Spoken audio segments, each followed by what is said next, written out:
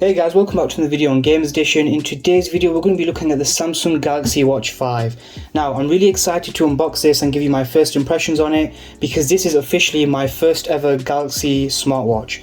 Before this I have had a Galaxy Fit 2, however that's not really classed as a smartwatch, it's more of a fitness tracker. So without any further ado, let's unbox this thing. But before that, let's just take a look at the version I have purchased. So this is the Bluetooth version with Wi-Fi and GPS, and it's the 44mm version with the 44mm strap. So let's unbox this thing.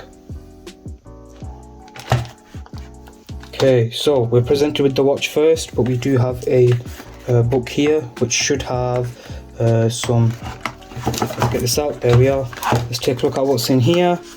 So we have our warranty cards, they can stay in there, we won't be needing them. And in the other side we have our charger. And it is a Type C charger, so if you've already got the Samsung super fast charging power bricks, this should work with that flawlessly. Let's put this to the side and take a look at the watch itself. So I have the graphite version, I believe you call this, and it is the 44mm version, so it comes with a bigger strap. Get a good look at the watch for you guys. So a big difference to the previous versions, this one has a smaller bezel by the looks of it, so the screen is a lot bigger. The back looks the same like the other ones, there might be a few differences.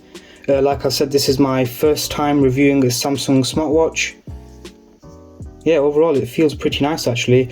So all the other smartwatches that I've reviewed so far, for example the Fossil and the Amaze Fit watches, I've mostly ordered them with the stainless steel strap.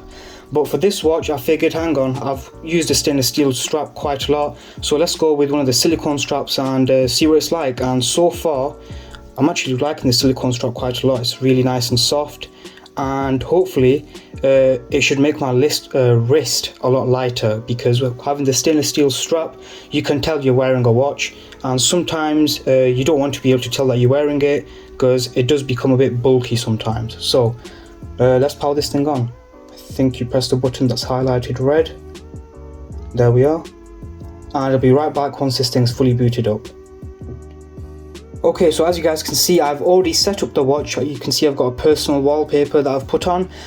So I've already set up the watch. The setup process is pretty simple. All you need to download is the Galaxy Wearable app if you have an Android that is not a Samsung. If you do have a Samsung, it already comes pre-installed, so just search it on your search bar and you should be able to find it.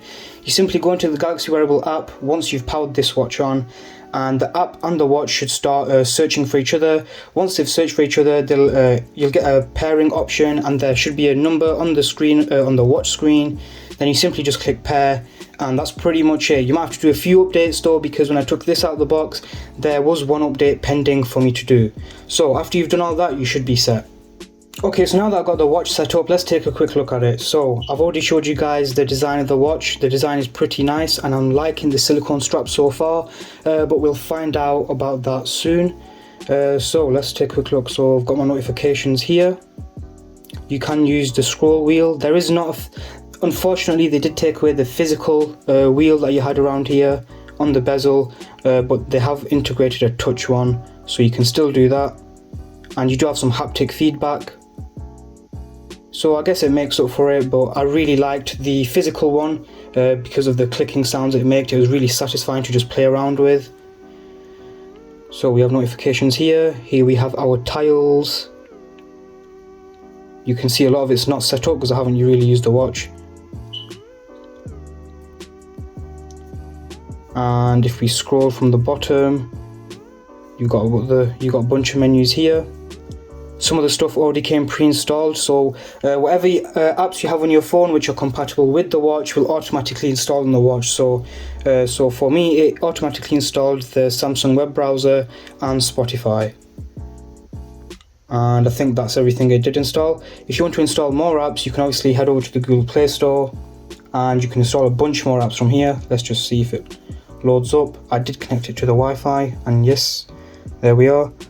You got a bunch of apps here, and you can probably search for more. So if you hit the search bar, hit this. Okay, I'm already liking this. The keyboard's a lot better than the Fossil one. It's a lot bigger. Let's just type in Nike. We should have the Nike sportswear up. Yep.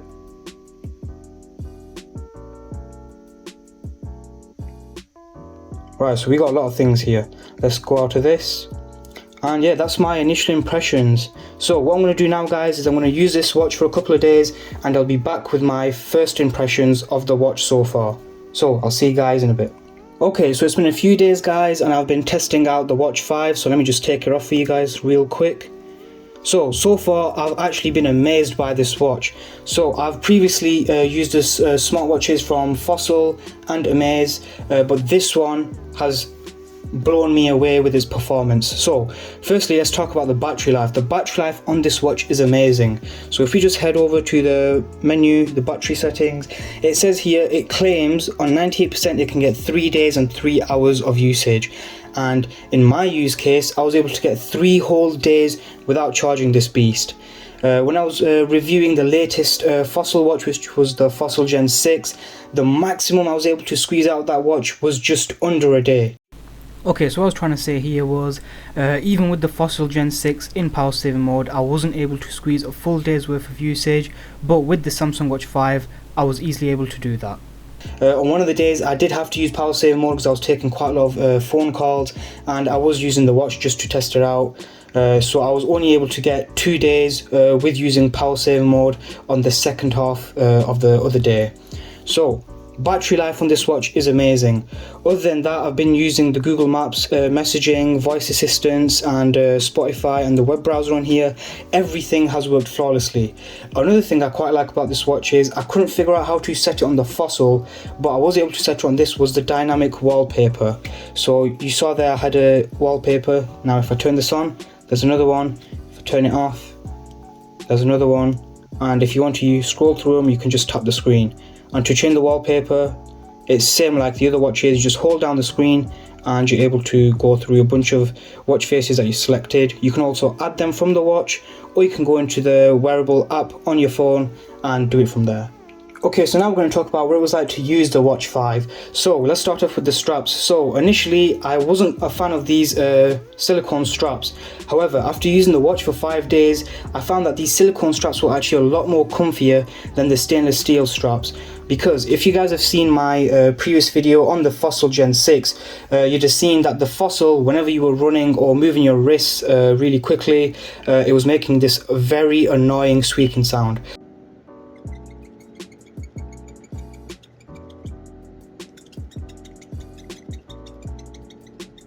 However, with this being a silicone strap, there is none of that squeaking sound. It's really nice and refined. And the other thing I liked about it is the watch is a lot less heavier. With the stainless steel strap, obviously you are sacrificing a few things. It's number one, heavier, and number two, if you have hairy wrists like I do, the watch strap does tend to pull out some of your hairs. However, with the silicone strap, I had none of those problems. The only problem I did have with this strap was if you did go for a workout session and you sweat a lot, then you do have to take the watch off to give the bands a little wipe down, because your sweat does get stuck on here, and then the band itself does get a bit sticky. So that's the only problem I had with this. Other than that, the strap was really good. Next, we're going to talk about the screen. So the screen I found in day-to-day usage was pretty good. It was bright enough outside. Inside, I actually have it on the medium, set it in the middle, so on 50% brightness. And even outside, if you're not under direct sunlight, 50% brightness is more than enough. You can see the screen very clearly. As for the fitness tracking capabilities of the Samsung Watch 5, I used a few of them, mainly the cycling and walking one.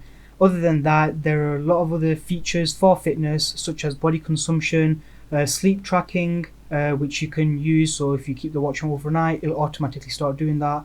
You also have a blood pressure monitor. However, you do have to download a third-party app for that, and then once you've done that, it says for the watch to measure your blood pressure, you must first calibrate it with a cuff-based blood pressure monitor. So it kind of makes that feature useless. Other than that, there is the ECG monitor, which I did use quite a few times. However, it can't tell you if you've got any heart problems, so for that you need an expert machine. And then you also have the heart tracker, which is live, and you have a stress tracker. Okay, so now let's talk about what I was able to test in this short period of time. So I did test out the fitness tracking capabilities of the watch. So the main ones I tested was cycling, walking and running. However, if you do click the more button, you have a bunch of other workouts here, and you can also add a bunch more workouts from the watch or the app on the phone. So you can do that. Let's head out to here.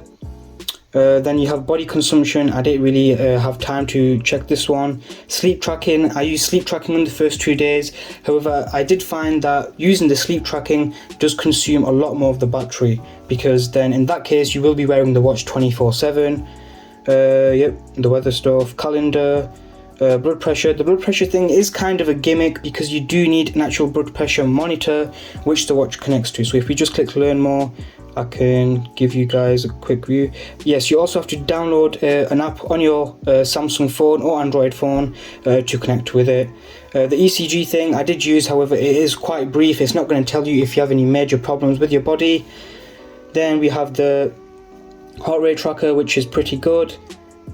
Stress. Oh, what happened here? We have the stress monitor.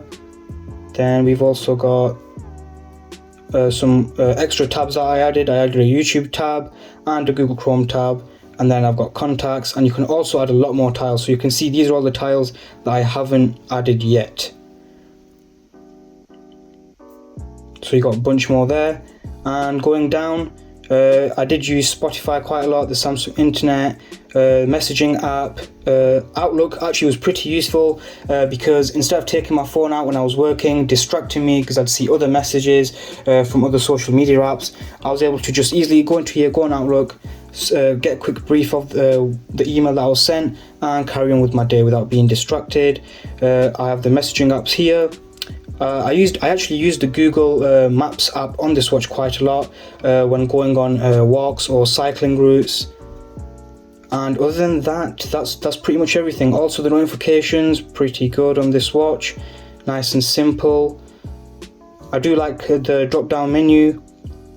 And one main thing that I've found between this and the Fossil Gen 6 is the OS on the Samsung watch is a lot more smoother. So when you're just scrolling down, scrolling through the tabs, even using the haptic scroll wheel, it's just a lot more smoother. There's a lot less lag and it's a lot more smoother.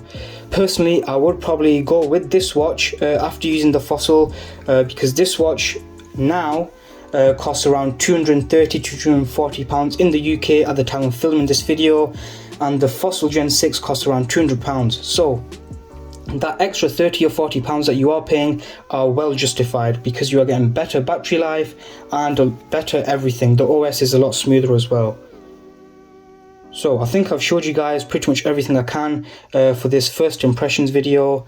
If you guys have any questions about the watch, please let me know in the comment section down below and I can answer them in the in-depth review video. So now let's talk about my conclusion. Okay, so now it's time to talk about my first impressions of the watch. So far I've actually found the watch pretty nice to use. It's been really nice to wear. I did have a few gripes about the silicone strap, but they've all been false. I've actually really liked the silicone strap because it makes the watch a lot more lighter and it doesn't rip out my hair from my hairy wrists. Other than that, the OS has been very smooth. It's been buttery smooth compared to all the other smartwatches that I've used. Not to diss the Fossil Gen 5, because the Fossil Gen 5 did cost a lot less than this watch when this watch was initially launched. However, now with this watch costing around £230 to £240 at the time of filming this video, and also at the time of filming this video the Black Friday sales are on, so you can probably get this thing for maybe £200, which is the same price as the Fossil Gen 6. I bought this for £240, but that £40 extra that you pay against the Gen 6 is justified. This watch is a lot more worth it compared to the Fossil Gen 6 because the software is a lot more smoother in my case that I've found. Just scrolling through the tiles and doing stuff is just a lot more smoother. I found on the Fossil watch that when I was going into apps it would sometimes kick me out, but so far in the 5 days I've been using this watch I've not had any of those problems. So that's my first impressions on the Watch 5. Stay tuned for my in-depth review where I'll be diving in depth, looking at everything there is with the watch, and obviously I'll have a bit more testing time with the watch so I can test a lot more features out. And if you guys have any questions or have any things that you want me to test with the watch, comment down below in the comment section and I'll let you guys know in the in-depth review. So that's going to be it for this video, guys. If you like what we do around here, don't forget to drop a like and subscribe. I'll see you guys in the next video.